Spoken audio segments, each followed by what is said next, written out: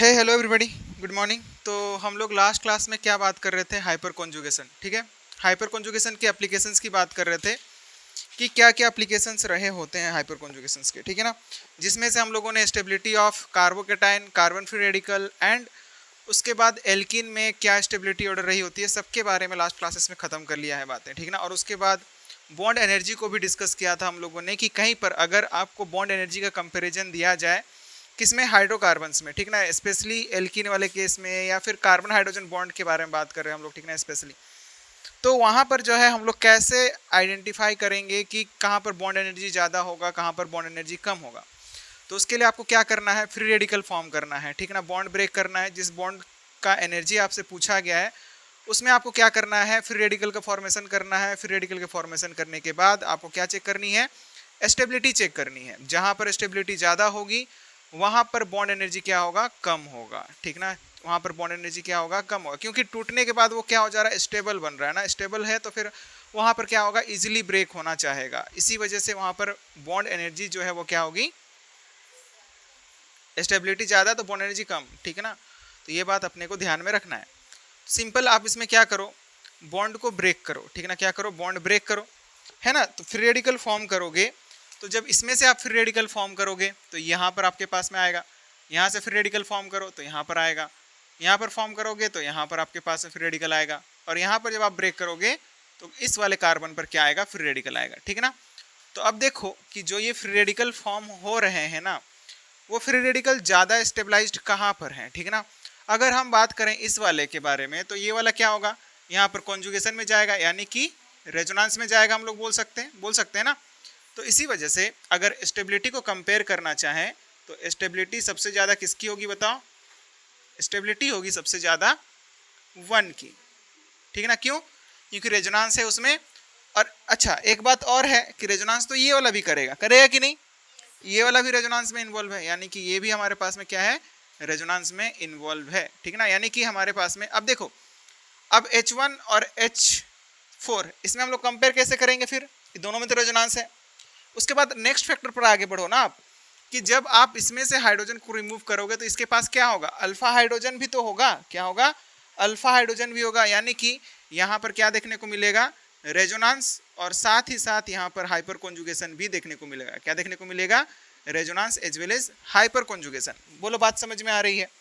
जबकि अगर हम बोलें इस वाले कार्बन में जब रेडिकल आएगा तो ये सिर्फ और सिर्फ रेजोनेंस स्टेबलाइज्ड है, यहाँ पर किसी भी तरह का हाइपर कॉन्जुगेशन नहीं होगा। ठीक है, जैसे फ्री रेडिकल फॉर्मेशन करोगे यहाँ पर इसके बगल में तो कोई sp3 हाइब्रिडाइज्ड कार्बन एटम है ही नहीं, तो यहाँ पर हाइपर कॉन्जुगेशन देखने को नहीं मिलेगा। यहाँ पर सिर्फ और सिर्फ क्या देखने को मिलेगा, H4 के जगह पर H4 जहाँ पर रिमूव करेंगे वहाँ पर सिर्फ और सिर्फ क्या देखने को मिलेगा, रेजोनेंस। सिर्फ और सिर्फ क्या देखने को मिलेगा, रेजोनेंस देखने को मिलेगा। और उसके बाद अगर बात करेंगे इन दोनों की कंपैरिजन की बात करेंगे तो पहली बात देखो, यहाँ पर ये किससे जुड़ा हुआ है, sp2 हाइब्रिडाइज्ड कार्बन एटम से। This carbon is sp2 hybridized, क्या, sp2 हाइब्रिडाइज्ड। ठीक है ना, and this carbon is sp3 hybridized. ठीक है ना, और टूटने के बाद वहां पर क्या होगा हमारे पास में, जब ये टूटेगा यहाँ पर रेडिकल बनेगा तो इसके पास क्या होंगे, यहाँ पर sp3 हाइब्रिडाइज्ड कार्बन एटम रहा होगा ये, तो इस पर क्या रहा होगा हमारे पास में, हाइपर कॉन्जुगेशन रहा होगा। जबकि इसके पास क्या रहा होगा बताओ, H4 के बाद में कौन आ जाएगा, H2 आ जाएगा। क्या आ जाएगा, H2 आ जाएगा। क्यों, क्योंकि वहां पर हाइपर कॉन्जुगेशन है, इसीलिए ऐसा देखने को मिलेगा। तो क्या हो जाएगा उसके बाद, H2 और फाइनली क्या हो जाएगा, H3। अब जैसे ही स्टेबिलिटी ऑर्डर निकल करके आएगा तो फिर आप क्या बोलोगे, स्टेबिलिटी निकलने के बाद, स्टेबिलिटी ऑर्डर आने के बाद आप क्या बोलोगे, इसका रिवर्स कर दोगे, है कि नहीं। जैसे ही आया स्टेबिलिटी ऑर्डर तो इसका रिवर्स रहा होता है क्या, बॉन्ड एनर्जी का ऑर्डर।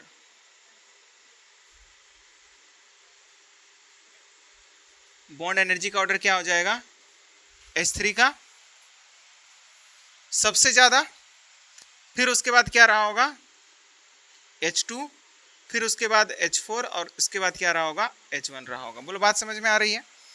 कुछ इस तरह से हमारे पास में बॉन्ड एनर्जी का ऑर्डर निकल करके आएगा। ठीक है, अब हम लोग नेक्स्ट जो टॉपिक है, नेक्स्ट टॉपिक क्या है, next topic is the application of hyper conjugation में ही आपको आगे देखना है रिएक्टिविटी ऑर्डर। ठीक है ना, क्या, रिएक्टिविटी, कि जब हम लोग रिएक्शन करवाएंगे तो अगर बेंजीन डेरिवेटिव रहा होगा तो वहां पर रिएक्शन कहां पर फास्ट होगी, कहां पर स्लो होगी, यानी कि reactivity of compound towards electrophilic substitution reaction, किसमें, इलेक्ट्रोफिलिक सब्स्टिट्यूशन रिएक्शन में कहां पर रिएक्शन फास्ट देखने को मिलेगा, ठीक है ना। यानी कि नेक्स्ट क्या है हमारे पास में, एप्लीकेशन ऑफ हाइपर कॉन्जुगेशन की ही बात कर रहे हैं हम लोग, किसकी बात कर रहे हैं, application of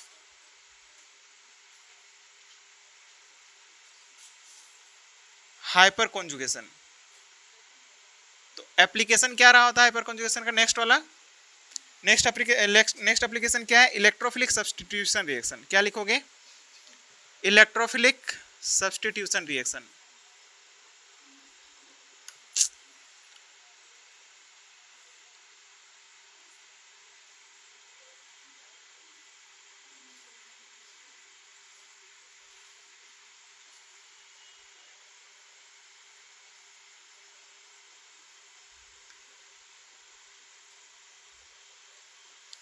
electrophilic substitution reaction कि इलेक्ट्रोफिलिक सब्स्टिट्यूशन रिएक्शन में हम लोग रेट कैसे डिटरमाइन करेंगे। तो अगेन अगर इलेक्ट्रोफाइल है मतलब इलेक्ट्रॉन डेंसिटी उसके पास में क्या रहा होगा, कम रहा होगा, या फिर आप यूं कह सकते हो कि उसमें जो इलेक्ट्रॉन क्या रहा होता है, इलेक्ट्रॉन डेफिशिएंट स्पीसीज रहा होता है ना इलेक्ट्रोफाइल।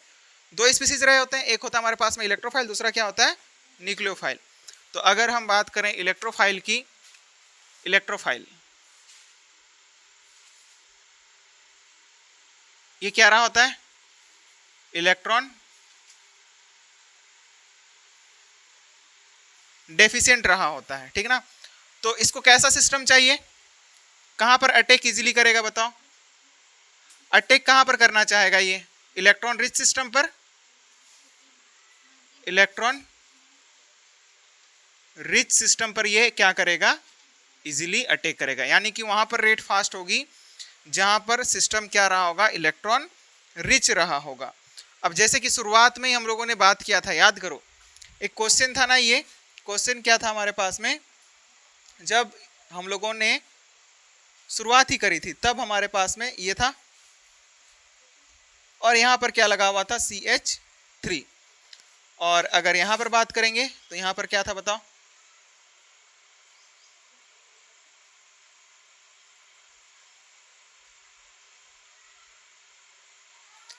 थ्री मिथाइल ग्रुप क्या थे, अटैच्ड थे इस वाले कार्बन से, टर्ट ब्यूटाइल ग्रुप लगा हुआ था, ऐसा ही कुछ था ना हमारे पास में। तो अब बताओ कि अगर ये रेट क्या है, R1 है, ये रेट क्या है, R1 है, और ये रेट क्या है, R2 है। तो अपने को आइडेंटिफाई करना है कि R1 ज़्यादा होगा या फिर R2 ज़्यादा होगा। तो कौन ज़्यादा होने वाला है यहाँ पर, हम किसको लेकर के आएंगे बगल से, इलेक्ट्रोफाइल को लेकर के आएंगे, किसको लेकर के आएंगे, इलेक्ट्रोफाइल। बेंजीन कैसा होता है, इलेक्ट्रॉन रिच सिस्टम होता है, benzene is the electron rich system, ठीक ना। बेंजीन क्या होता है हमारे पास में, बेंजीन इलेक्ट्रॉन रिच सिस्टम होता है। जब रेजोनेंस की भी बात करी थी तब भी हम लोगों ने इसके बारे में बात किया था, है ना, कि benzene is a electron rich system. अब इस पर अटैक कौन इजीली करेगा, कहां पर फास्ट अटैक कर पाएगा, तो फिर जहां पर इलेक्ट्रॉन डेंसिटी ज्यादा होगी वहां पर वो क्या कर पाएगा, इजीली अटैक कर पाएगा, है ना। तो बताओ रेट का ऑर्डर क्या निकल कर आएगा, रेट का order comes out to be R1 should be greater than R2। क्यों, क्योंकि यहां पर जो है ना R2 वाले जगह पर यहां पर क्या कर रहा होगा, ये सिर्फ और सिर्फ क्या लगा रहा होगा, इंडक्टिव लगा रहा होगा। क्या लगा रहा होगा, इंडक्टिव। इतना डिटेल में बात किया था पहले, जब बात किया था तो फिर अब बोलने की जरूरत नहीं पड़नी चाहिए कि यहाँ पर ये जो ग्रुप लगा हुआ है सिर्फ और सिर्फ क्या लगा रहा होगा, इंडक्टिव लगा रहा होगा। और ये वाला जो हमारे पास में CH3 ग्रुप है ये क्या लगा रहा होगा बताओ, ये हाइपर कॉन्जुगेशन लगा रहा होगा। क्या लगा रहा होगा, हाइपर कॉन्जुगेशन, और साथ ही साथ इंडक्टिव भी लगा रहा है, ठीक है ना। तो हाइपर कॉन्जुगेशन की वजह से ही तो वो क्या हो गया, ज्यादा डोमिनेटिंग हो गया ना। हाइपर कॉन्जुगेशन क्या होता है, much more dominating factor as compare to the inductive. और यहाँ पर जो इलेक्ट्रॉन डेंसिटी बढ़ेगी हाइपर कॉन्जुगेशन की वजह से, वहां पर इलेक्ट्रॉन डेंसिटी क्या होगा, ज्यादा इंक्रीज होगा। बोलो होगा या नहीं, बिल्कुल होगा। तो यहाँ पर इसी वजह से R1 का रेट क्या होगा, ज्यादा होगा as compare to the R2। क्योंकि यहाँ पर क्या लग रहा है, हाइपर कॉन्जुगेशन की वजह से। हाइपर कॉन्जुगेशन लगेगा मतलब क्या, उसके बाद डिलोकलाइज होने लगेगा, सिग्मा इलेक्ट्रॉन डिलोकलाइज्ड होकर के यहाँ पर इलेक्ट्रॉन डेंसिटी को इंक्रीज करेगा, वेरेज यहाँ पर सिर्फ और सिर्फ क्या करेगा, पुश करेगा, ठीक है ना। मतलब बोल सकते हो कि प्लस आई इफेक्ट लगाएगा, ठीक है। मतलब पोलराइजेशन देखने को मिलेगा सिर्फ और सिर्फ, यहाँ पर तो कंप्लीट डिलोकलाइज्ड होकर के जाएगा, और इसी वजह से यहाँ पर इलेक्ट्रॉन डेंसिटी क्या होगी, ज़्यादा इंक्रीज होगी। और ज़्यादा इंक्रीज होगी तो बगल में कौन पड़ा हुआ है, इलेक्ट्रॉन का करीब इलेक्ट्रोफाइल, और क्या करेगा, वो इजिली अटैक कर पाएगा कि नहीं, बिल्कुल। तो इसी वजह से R1 क्या होगा, ज़्यादा होगा as compare to the R2। बोलो बात समझ में आई है। अब नेक्स्ट क्वेश्चन, ठीक ना। नेक्स्ट क्वेश्चन क्या है कि हम अगेन कंपाउंड ले लें, एक में क्या है हम हाइड्रोजन रख दें, एक में हम क्या रख दें, ड्यूटेरियम, और एक में क्या रख दें, ट्रिटियम रख दें। तो बताओ सबसे इजीली जो है इलेक्ट्रोफिलिक सब्स्टिट्यूशन रिएक्शन किस में देखने को मिलेगा, ठीक है ना। क्वेश्चन क्या है,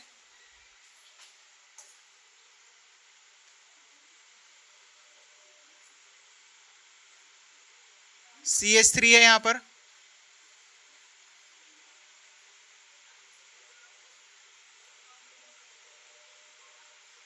CD3 and next one is the CT3, ठीक है ना। तो क्वेश्चन में क्या है कि यहां से सामने से बगल से क्या लेकर के आएंगे, इलेक्ट्रोफाइल लेकर के आएंगे, ठीक ना। क्योंकि बेंजीन कैसा है, इलेक्ट्रॉन रिच सिस्टम है, तो सामने से कौन अटैक करने के लिए आ रहा है, इलेक्ट्रोफाइल अटैक करने के लिए आ रहा है, ठीक है ना। और फर्स्ट वाले का रेट को हम क्या बोल दिए, R1 बोल दिए, सेकेंड वाले का क्या बोल दिए हम, R2 बोल दिए, क्या बोल दिए, R2, and third one is the R3, R1, R2 and R3। तो बताओ इसमें रेट का ऑर्डर क्या निकल के आएगा, किसमें सबसे ज्यादा रेट होगी, R1 होगा, R2 होगा, या फिर R3 होगा, बताओ कहां पर इलेक्ट्रॉन डेंसिटी इजिली इंक्रीज करेगा, R1, R2, R3, हाँ किसमें, क्यों,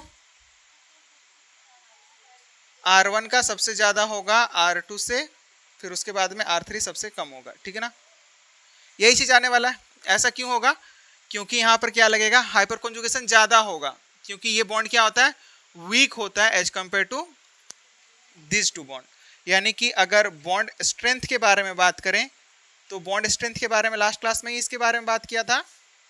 बॉन्ड स्ट्रेंथ जो होता है वो CH का सबसे कम होता है, फिर CD का, और फिर क्या होता है, CT का। तो यहाँ पर हाइपर कॉन्जुगेशन ज़्यादा अच्छा देखने को मिलेगा, इसमें हाइपर कॉन्जुगेशन क्या देखने को मिलेगा, ज़्यादा अच्छा देखने को मिलेगा। सबसे ज़्यादा अच्छा जो है ना, इसी में क्या देखने को मिलेगा, हम लोग को हाइपर कॉन्जुगेशन देखने को मिलेगा, ज़्यादा अच्छा यहाँ पर देखने को मिलेगा, ठीक है ना। और इधर जैसे जैसे आते जाएंगे तो हाइपर कॉन्जुगेशन क्या होता जाएगा, कम होता जाएगा, ठीक है ना। तो हाइपर कॉन्जुगेशन यहाँ पर ज़्यादा है, तो फिर ज़्यादा होगा तो फिर क्या, यहाँ पर इलेक्ट्रॉन डेंसिटी ज़्यादा इंक्रीज करेगा, है ना। यहाँ पर भी हमारे पास में कार्बन पर डॉट आएगा, फिर हम लोग क्या करेंगे, लास्ट क्लास में बताया था ना, बॉन्ड ब्रेक करेंगे, तभी तो यहाँ पर से क्या होगा, यहाँ पर रेजोनेंस होगा, है ना, सॉरी हाइपर कॉन्जुगेशन होगा।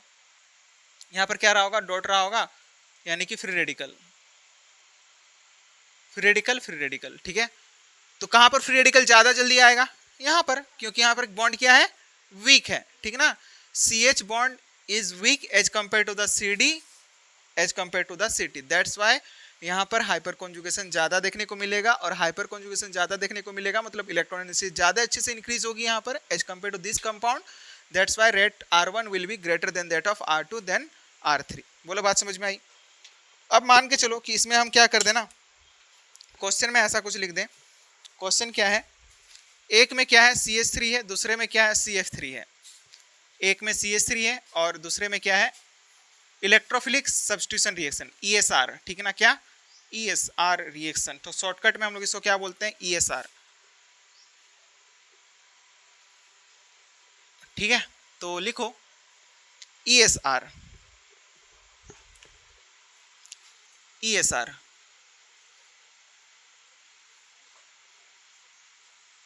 हम लोग क्या देख रहे हैं, इलेक्ट्रोफिलिक सब्स्टिट्यूशन रिएक्शन। और इलेक्ट्रोफिलिक सब्स्टिट्यूशन रिएक्शन में इलेक्ट्रोफाइल आता है, इलेक्ट्रोफाइल किस पर अटैक करेगा, इलेक्ट्रॉन रिच सिस्टम पर। किस पर अटैक करेगा, इलेक्ट्रॉन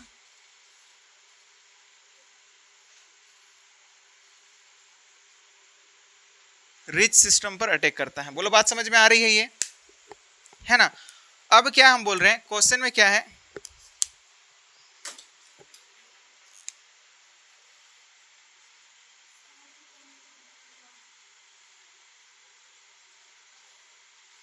यहां पर क्या लगा दिया CH3 और दूसरे में क्या लगा दिया CF3, दूसरे में क्या लगा दिया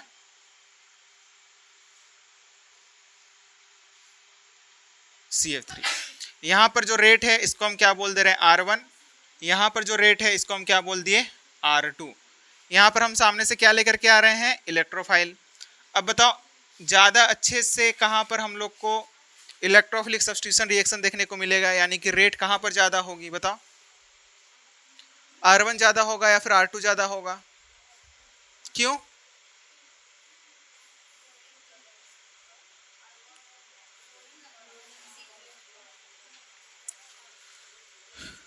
क्या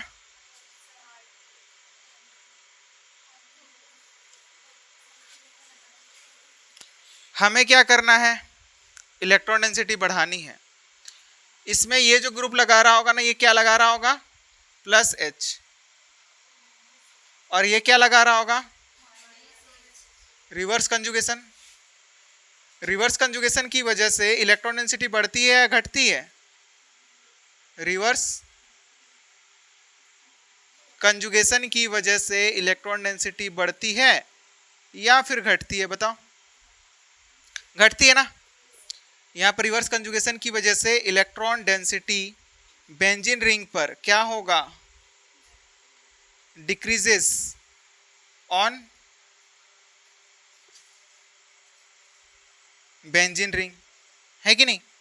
तो इलेक्ट्रॉन डेंसिटी घट रहा है तो डिफिकल्टी होगी ना अटैक करने में, ठीक ना। तो अटैक कहां पर इजीली कर पाएगा, यहां पर। दैट्स वाई रेट का जो ऑर्डर है वो क्या हो जाएगा R1 का ज्यादा होगा as compare to the R2। बोलो बात समझ में आई। क्योंकि यहाँ पर क्या कर रहा है, सपोज कर रहा है, यानी कि मतलब इलेक्ट्रॉन डेंसिटी को बढ़ा रहा है, ठीक ना। इसमें क्या कर रहा होगा, ये ग्रुप +H लगा रहा है, मतलब क्या है electron density increases on benzene ring. Benzene ring पर यहाँ पर इलेक्ट्रॉन डेंसिटी बढ़ाएगा थ्रू द +H, और यहाँ पर क्या लग रहा है रिवर्स H। रिवर्स H मतलब इलेक्ट्रॉन डेंसिटी बाहर की तरफ खींच रहा है वो, ठीक ना। किधर की तरफ खींच रहा है, बाहर की तरफ खींच रहा है, और इसी वजह से यहाँ पर रेट जो है R1 का ज्यादा होगा as compare to the R2। बोलो बात समझ में आई है। अब मान के चलो कि हम क्वेश्चन में क्या कर दें, चेंज ले आए, और एक में हम क्या लगा दें, मतलब सब में रिवर्स कॉन्जुगेशन रहा होगा। तो जब रिवर्स कॉन्जुगेशन रहा होगा तो हम लोग क्या बोलेंगे, जहां पर सबसे कम रिवर्स कॉन्जुगेशन होगा वहां पर क्या बोलेंगे हम लोग, सबसे ज्यादा रेट वहीं पर होगा। बोलो बात समझ में आ रही है। यानी कि क्वेश्चन में क्या ले लें हम, इधर लिखना हो चुका है, बताओ मिटा दूं क्या, हो गया है ना लिखना। अब देखो क्या ले लिया हमने क्वेश्चन में,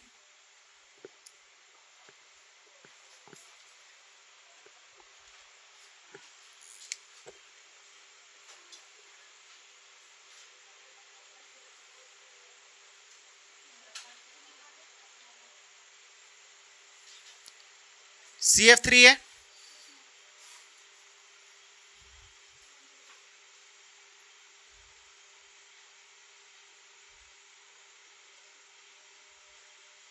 CCl3 है, और उसके बाद क्या है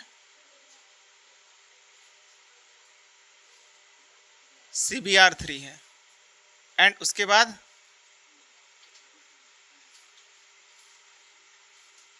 CI3 है। तो बताओ अगर हम पूछ रहे हैं यहाँ पर रिवर्स कंजुगेशन का ऑर्डर क्या रहा होता है, ऑर्डर ऑफ रिवर्स कंजुगेशन कहां पर सबसे अच्छा होगा रिवर्स कंजुगेशन है। देखो इलेक्ट्रोनेगेटिविटी के पहले क्या लगाना, ये ग्रुप एलिमेंट्स है ना, सारे के सारे क्या है, फ्लोरीन क्लोरीन ब्रोमीन आयोडीन की बात करें तो ये सारे के सारे क्या हैं, ग्रुप एलिमेंट्स हैं। These are the group element. तो ग्रुप एलिमेंट में कौन सा फैक्टर लगता है, साइज फैक्टर। क्या लगता है, साइज फैक्टर। यहाँ पर आप इलेक्ट्रोनेगेटिविटी को सोचने की बजाय आप किसके बारे में सोचोगे, साइज फैक्टर के बारे में सोचोगे, क्योंकि ये क्या है ग्रुप एलिमेंट्स हैं। क्या है, सेम ग्रुप के एलिमेंट्स हैं, सेम ग्रुप एलिमेंट है, सेम ग्रुप एलिमेंट्स।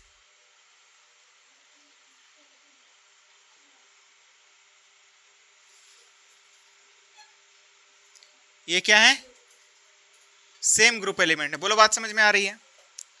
सामने से सब में क्या अटैक करवाने के लिए लेकर के आएंगे, इलेक्ट्रोफाइल। क्या, इलेक्ट्रोफाइल को अटैक करवाने के लिए लेकर के आ रहे हैं। इलेक्ट्रोफाइल जो कि क्या होता है, इलेक्ट्रॉन डेफिशिएंट होता है।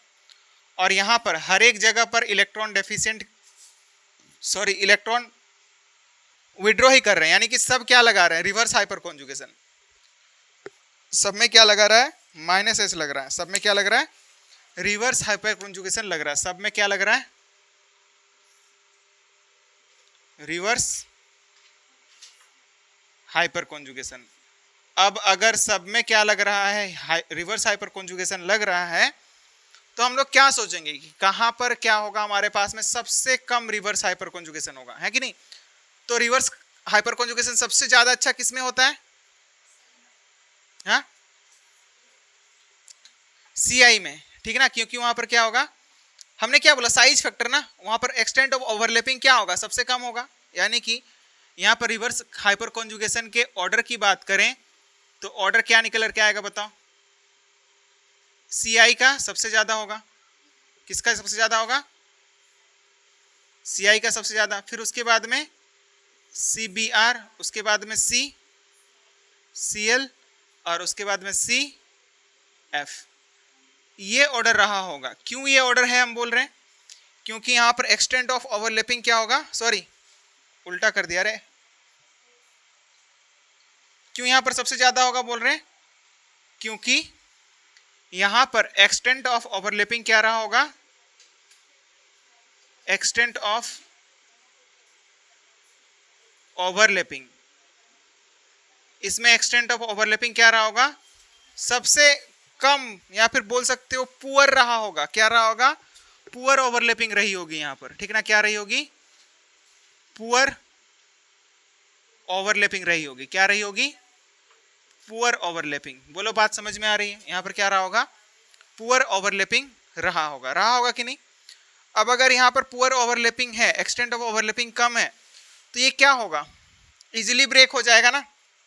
या फिर आप बॉन्ड लेंथ देख लो ना, कि यहाँ पर बॉन्ड लेंथ क्या होगा, सबसे ज्यादा होगा। कार्बन तो सब में कॉमन है, और जब हम लोग टॉप से बॉटम की ओर आते हैं तो साइज बढ़ता है, तो आयोडीन का साइज सबसे ज्यादा है, तो दो न्यूक्लियस के बीच का डिस्टेंस सबसे ज्यादा किस में होगा, इसी में होगा। अब बॉन्ड लेंथ ज्यादा मतलब बॉन्ड एनर्जी क्या होगी, सबसे कम। और बॉन्ड एनर्जी कम मतलब बॉन्ड एनर्जी मतलब कम है, मतलब क्या, बॉन्ड इजीली ब्रेक करेगा। इजीली ब्रेक करेगा मतलब रिवर्स हाइपर कॉन्जुगेशन सबसे अच्छा इसमें होगा। और रिवर्स हाइपर कॉन्जुगेशन अगर इसमें सबसे ज्यादा अच्छा होगा, तो फिर यहां पर रेट जो है क्या होगी, रिवर्स हाइपर कॉन्जुगेशन जहां पर सबसे अच्छा होता है वहां पर रेट क्या होती है, सबसे कम होगी, है ना। तो रेट का ऑर्डर सबसे ज्यादा किसका होगा बताओ, R1 का। इसको हम R1 बोल दें, इसको R2, and this one is the R3 and here it is R4। तो रेट का ऑर्डर क्या निकल करके आएगा, रिवर्स हाइपर कॉन्जुगेशन के ऑपोजिट निकल करके आएगा। बोलो आएगा कि नहीं, इसके ऑपोजिट निकल करके आएगा ना। क्या बोलोगे आप, रेट का ऑर्डर, ठीक ना। रेट का ऑर्डर कहां लिख दूं, इधर दिख रहा है। रेट का ऑर्डर क्या निकल करके आएगा, R1 का सबसे ज्यादा, फिर R2 का, फिर R3 का, फिर R4 का, ठीक है ना। तो ध्यान रखना है, रिवर्स हाइपर कॉन्जुगेशन जब सब में हो रहा होगा, जब आपको इलेक्ट्रोफिलिक सब्स्टिट्यूशन रिएक्शन का रेट पूछा जाएगा, तो आपको देखना है कि सबसे कम रिवर्स हाइपर कॉन्जुगेशन किस में होगा, सबसे कम, ठीक ना। क्योंकि रिवर्स हाइपर कॉन्जुगेशन ओवरऑल कर क्या रहा है, रिएक्टिविटी कम कर रहा है। तो जहां पर कम होगा वहां पर रेट क्या होगी, ज्यादा होगी, ठीक ना। तो ये बात अपने को ध्यान में रखना है, ठीक है। तो rate of attacking of electrophile सबसे ज्यादा इस वाले केस में होगा। साइज फैक्टर लगेगा, size factor is much more dominating as compare to the electronegativity. बोलो बात समझ में आई, यहां पर कोई दिक्कत इसमें, नोट करो।